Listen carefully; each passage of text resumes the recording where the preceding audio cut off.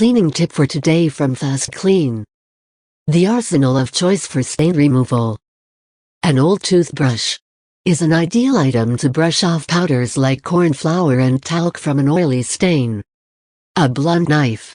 This one is needed to remove the bulky or solid part of a newly acquired stain on the carpet, upholstery, or some other fabric. Ice cubes. Ice cubes make the perfect tool against a sticky stain. Bring out a few ice cubes and make the spot brittle enough and easy to scrape off with a blunt knife. Sticky tape. The sticky part of the tape can be successfully used to remove pollen from carpets, upholstery, and clothes. Visit our YouTube channel for the complete tips. Like, share, and follow for more tips.